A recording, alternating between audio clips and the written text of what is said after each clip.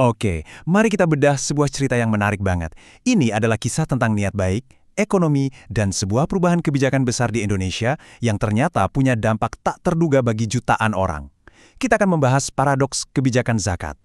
Bayangin deh, di awal tahun 2026, tiba-tiba aturan mainnya berubah total. Ambang batas pendapatan minimum bagi seseorang yang wajib bayar zakat atau yang biasa kita sebut nisab, itu dipotong lebih dari setengahnya. Sebuah langkah yang sangat drastis dan langsung memicu banyak sekali pertanyaan. Nah, pertanyaannya jelaskan, kenapa, apa yang mendorong pemerintah mengambil langkah yang begitu ekstrim ini? Untuk memahaminya, kita perlu mundur sedikit dan melihat apa yang terjadi di belakang layar. Ternyata, jawabannya terletak pada tekanan finansial yang sangat besar yang sedang dihadapi oleh Badan Amil Zakat Nasional kita, Baznas. Ada sebuah krisis yang diam-diam membayangi mereka. Begini ceritanya. Aturan yang lama itu mengaitkan nisab dengan harga emas murni 24 karat. Masalahnya, harga emas di pasar global itu meroket gila-gilaan. Akibatnya, ambang batas untuk bayar zakat jadi ikut melambung tinggi. Semakin banyak orang yang tadinya wajib bayar, sekarang secara aturan jadi nggak wajib lagi. Ini ironis banget. Jumlah orang yang wajib berzakat jadi menyusut. Tapi bukan karena mereka jadi lebih miskin atau ekonomi memburuk. Bukan, ini murni karena harga sebuah komoditas di pasar dunia lagi naik. Dan ini tentu saja menciptakan potensi krisis pendapatan yang serius buat Baznas. Dan krisis ini cuma puncak gunung es dari masalah yang lebih besar. Coba lihat angka ini, 287 triliun rupiah. Itulah perkiraan potensi zakat di Indonesia yang belum terkumpul setiap tahunnya. Sebuah dana raksasa yang bisa mengubah banyak hal, tapi belum teroptimalkan. Jadi pertaruhannya di sini sangat-sangat tinggi. Oke, jadi karena ada ancaman krisis ini, muncullah sebuah solusi. Tapi ini bukan sekedar solusi biasa.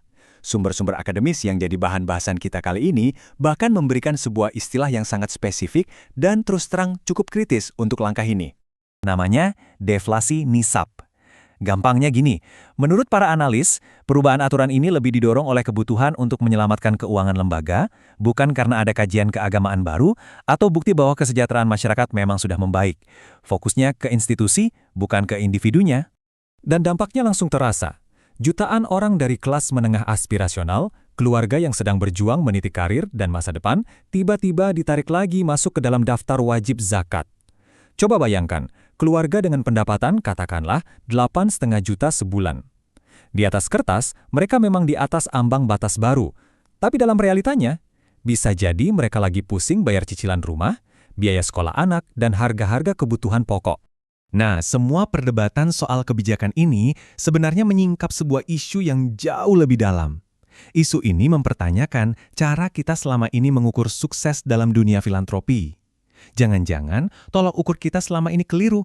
Analogi ini pas banget buat ngegambarin situasinya. Menaikkan jumlah pengumpulan dana dengan cara menurunkan ambang batas itu, ibarat sekolah yang meluluskan lebih banyak siswa hanya karena standar nilai kelulusannya diturunkan.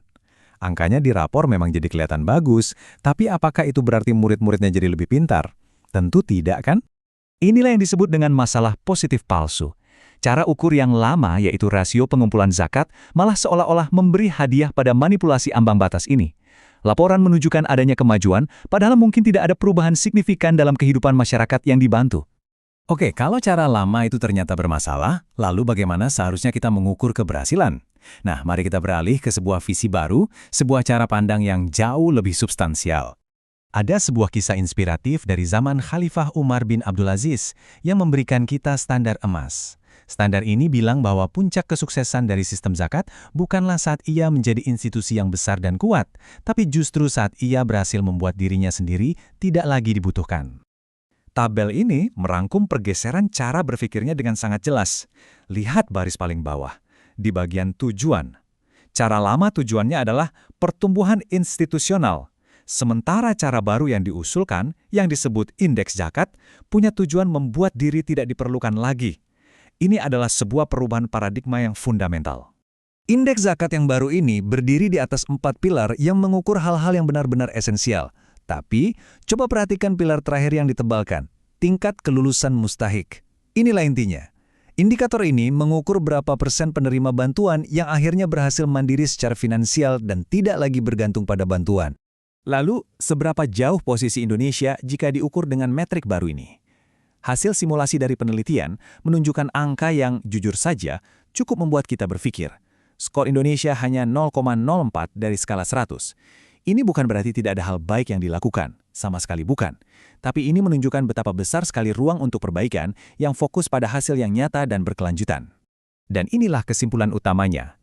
Jalan menuju kesuksesan sejati dalam pengentasan kemiskinan itu bukan lewat akrobat kebijakan atau penyesuaian angka di atas kertas.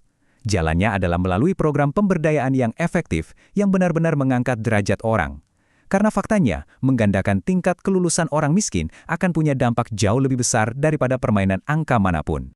Pada akhirnya, semua ini membawa kita kembali pada satu pertanyaan mendasar yang perlu kita renungkan bersama. Sebenarnya, apa tujuan akhir dari sebuah lembaga amal? Apakah untuk terus tumbuh menjadi lebih besar selamanya? Atau untuk bekerja begitu keras dan efektif hingga suatu saat nanti lembaga itu tidak dibutuhkan lagi? Jawabannya ada di tangan kita semua.